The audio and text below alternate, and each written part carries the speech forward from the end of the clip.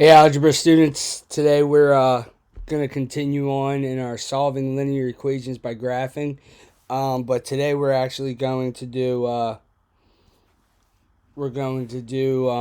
couple word problems. So I'm going to just jump right into it and show you how to do these word problems.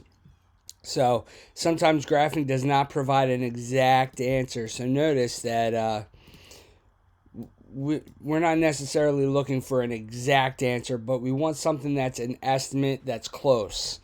You and your cousin decide to walk the 7-mile trail at the state park to the ranger station.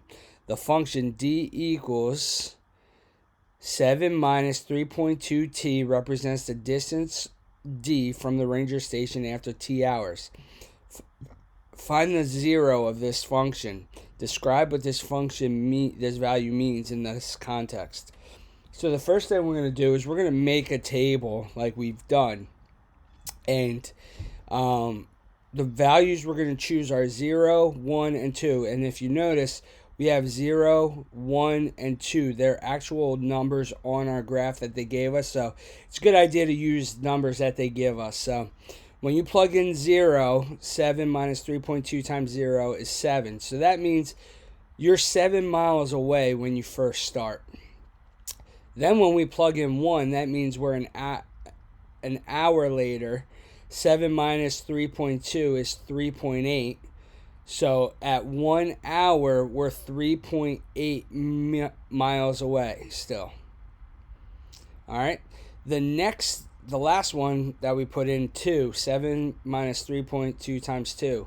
3.2 times 2 is 6.4. 7 minus 6.4 is 0.6. So at 2 hours, we are 0.6 miles away. Once we have that, we draw our line through it, and we give an estimate. So the graph intersects the t-axis between t equals 2 and t equals 3, but closer to t equals 2. It will take you and your cousin just over 2 hours to reach the ranger station. That's what that means.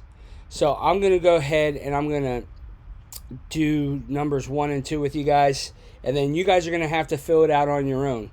But I'm going to show you how to do it. Jessica wants to record her favorite songs to one CD. The function c equals 80 minus 3.22n represents the recording time c available after n songs are recorded. Find the zero of this function. Describe what this value means. So the first thing I did was I went and I chose 5 points. I wrote my table n, and then I'm plugging n into the function that c equals. And once I get what that is, I'm going to write my pair, and I'm going to plot it. And I chose 0, 5, and 10 because those are whole numbers on my graph. So when I plug in 0, I get 80 minus 3.22 times 0, which is 80. So that point is 0, 80. And then I'm going to go and plot that 0, 80. And that's good because that's my starting point. Now I'm going to plug in 5. So 80 minus 3.22 times 5 equals. So I do 3.22 times 5.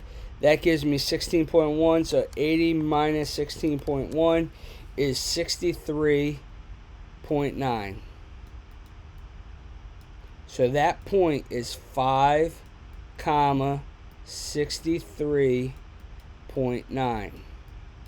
So I'm going to go over to 5, and I'm going to find 63.9. That's going to be a little bit less than halfway between 60 and 70. So I'm just going to plot my point.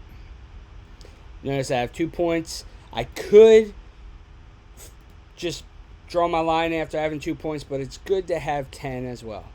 So I'm going to plug in 10. 80 minus 3.22 times 10.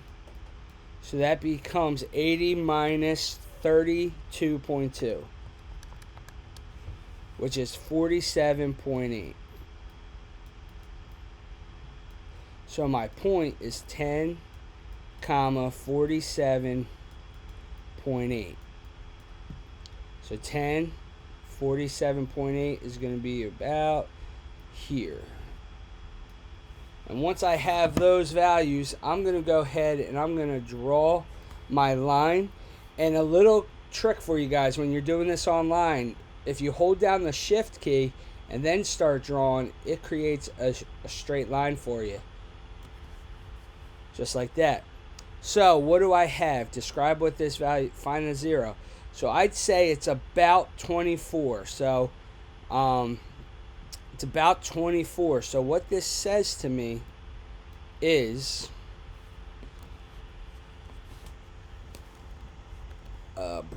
Jessica can record 24 songs on the CD. That's what this means, right? And she'll have a little bit left over. A little bit of room left over. But Jessica can record, and we'll put about 24 songs. That's fine too, right? On the CD. I'll make that in red. I'll do it in red so you guys can see it. So that's how we do it. I'm going to actually leave, I'm going to leave this one for you guys. You're going to do it the same way. If I plug in 0, right? So this is a gift card. It's at a coffee shop. Find the, represents the function n equals 20 minus 2.75. C represents the amount of money still left on the card after n after purchasing C cups of coffee. Find the 0. So what we're trying to find is how many cups of coffee can Enrique get with his gift card. So we start off with times C. So 20 minus 0 is 20. So 0, 20. Next I'm going to do 2. Why? Because 2 is our next increment. So 20 minus 2.75 times 2 equals 5 times 2 is 5. $14.50. So $14.50. So that point is 2. So this would have been 0, 20. I'm sorry. 2, 14.5. 2, 14.5. So 14.5 is going to be about right there. And notice I'm just putting, what is it about? 4. 20 minus 2.75 times 4 equals 2.75 times 4 is 11. 20 minus 11 is 9. So my point is 4, 9. So 4, and I go up to here, about here, is 9. And notice they all line up pretty decently. So I'm going to go ahead. I'm going to hold my shift key.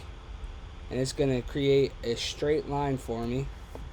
And so you notice that it's just, I would say it's about 7, right? It's about 7. So you can get about, Enrique can get about 7 cups of coffee.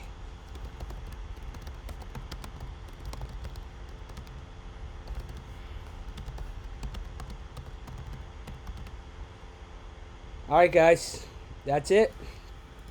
If you need any help, reach out. Have a good day.